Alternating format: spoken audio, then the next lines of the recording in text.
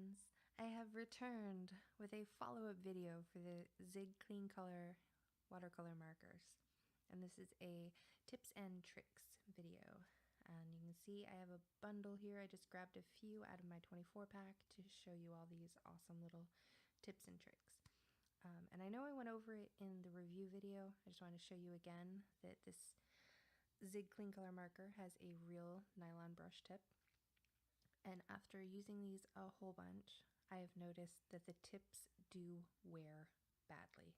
They start to fray out on the edges. So be mindful of that you'll get these awesome thin and thick lines, but it'll start to wear out a little. Alright, tip number 1, tools. Even though it's a self-containing brush, you could always use other watercolor brushes, the ones that you add water to, and just standard brushes.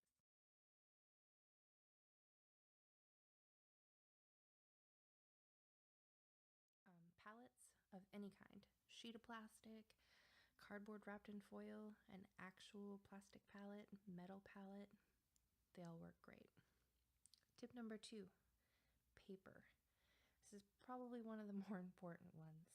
I have a sheet of printer paper, I have a sheet of cardstock paper, and Reeves watercolor paper. And you can see I've already written out Zig Clean Color, and it's dried, and I'm just gonna splotch some water on here and see if we can get the color to move. And as you can see, it has gone through the paper onto my table. And it is thoroughly soaked through. Printer paper is not a good option when you're using anything with watercolor. It does not blend well, it soaks through completely, it can't handle the water and the color. It just doesn't work well. I'm going to attempt to layer it. Even with letting it dry in between, you can't really get the colors to sit on top of each other. I would avoid printer paper at all costs. If this is all that you have, you might find a brilliant way to make it work for you. But here's a close-up of it dried. It does not look pretty. It does not look pleasant. The paper is completely wrinkly, and of course you want to make sure you have something protecting your surface work area if you haven't tested a product out on a certain paper type. So here I'm moving on to the Nina cardstock, and you can see the color spreading really nicely, and it's vibrant, and it has not soaked through. I'll show you a close-up and then the back side. Ta-da! Yes. Tip number 3, application.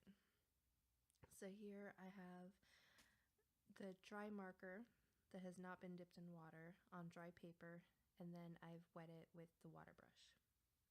And you can see it spreads a little bit. Not as nicely as when it's fully dry. I'm not sure why that is. I've noticed on some of these colors it spreads better the darker the color is, no matter if it's completely dried or if it's the wet marker. Now the next one I've done is dry paper with a wet wash, and I just drew in the palette, added a little bit of water, and brushed it on.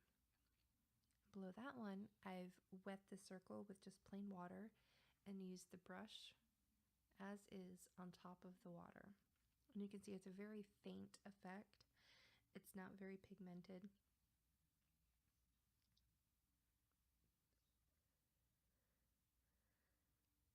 And here on the skulls, I'm just lining the edges and then going back in with a wet watercolor brush to spread the color around.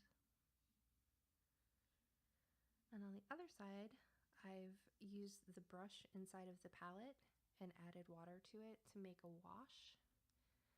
And around the edges, I've used less water to get a more pigmented color, and then added more water to it to get a lighter wash. And show you a close-up of that dried. So it does have really cool effects depending on how you use it, if you want to use it directly on paper and then add water, or if you want to use it as a wash. And that was on the Nina 90-pound cardstock paper. which I would suggest if you're wanting to do coloring book pages, to print it out on a paper like that and make sure that your ink dries thoroughly so that it won't be as affected by water. And here I've pulled out the Reeves watercolor paper. This is also a 90-pound paper.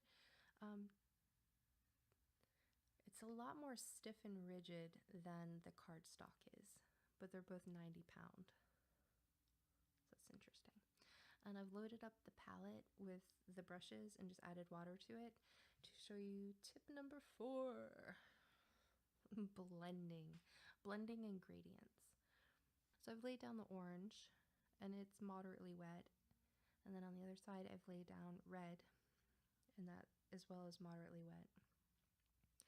And then I dotted red into the orange. This is a really cool effect to get a soft blend.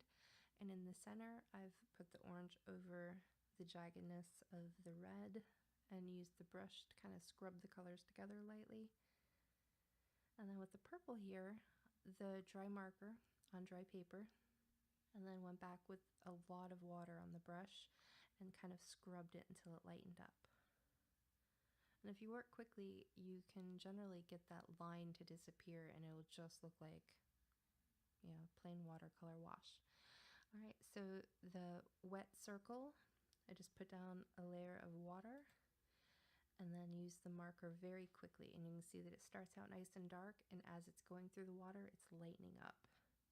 And at the end of it, you can see the tip has turned white. You can just see the bristles. So I started on the next circle to get that gradient effect.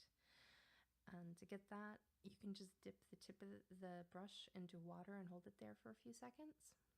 And then when you see the tip lighten up, you just start to use it. And I've gone around the edges here because I just dipped the brush in the water lightly to get this watercolor water brush effect. And that also lasts a few seconds before the full color of the pen comes out. All right, so I'm going to move on to tip-to-tip blending. Yes. With tip-to-tip blending, I generally start with the lighter color. I hold it lower in position and use the darker color to touch the tip of the lighter color. To me, this is just easier. I like having a little more control with the color, and as the darkness wears off, it's going to get lighter, which to me seems easier to blend that way. If you start with the darker color trying to absorb lighter color on top of it, it's going to just come out darker. So if you want a darker effect, that's a good way to achieve that. If you want to maintain a more lighter color and more flexibility with blending, hold the lighter color down below and the darker color above and just touch the tips. And then you can see I've filled in the circle, and then on the right hand side I've just put a line of each to blend it with the watercolor brush, which definitely doesn't give you as smooth a result as the tip-to-tip method. And you can see in the palette on the top I have a blue and a gray mixed together in the palette. You could also use the tip of the brush on the color that you've put on the palette to mix them together if you don't want to hold them directly tip to tip on the pens.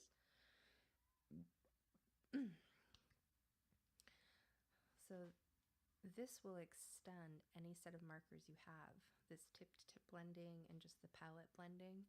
You could start out with a set of 12 and achieve any number of color combinations. Anything that you can think of that you need. If you need a lighter, darker color, you have everything in that set of 12 to help you achieve that. It's just going to take a little bit longer to figure out the color pairings. And I'm going in with that 2-color blend that I did with the blue and the gray to do that wash effect. And then I'm going to use the gray dipped in water so you can see how long it takes before the full color returns, which isn't too long. Even with this sped up, it was only a few seconds in between. And this is what it looks like when it's dried, that gradient effect and the blending effect. And of course, that'll also vary with how much time in between if you let a layer dry before you layer another color on top, you'll get a more vibrant mixture of colors. All right, tip number 5. This might come in handy for some folks, maybe not everybody.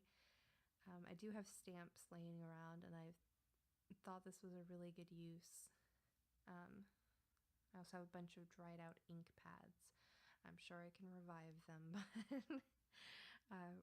water-based markers are pretty cool for use with stamps because they don't dry out quickly. And you can get a really cool effect. I'm only putting one color on here, but in different sections, you could do multiple colors. And boom, push down the stamp. Have a nice, cool, multicolored stamp image. Comes out pretty clear, and it washes off of the stamp super easy because it is water-based. And of course, you could always go over it and give it a watercolor effect as well. And this would be a really cool effect with multiple colors. Just for time's sake, I'm just using the one. Alright guys, I hope you have enjoyed some of these tips and tricks, and thank you so much for watching. Subscribe if you want to see more weekly videos.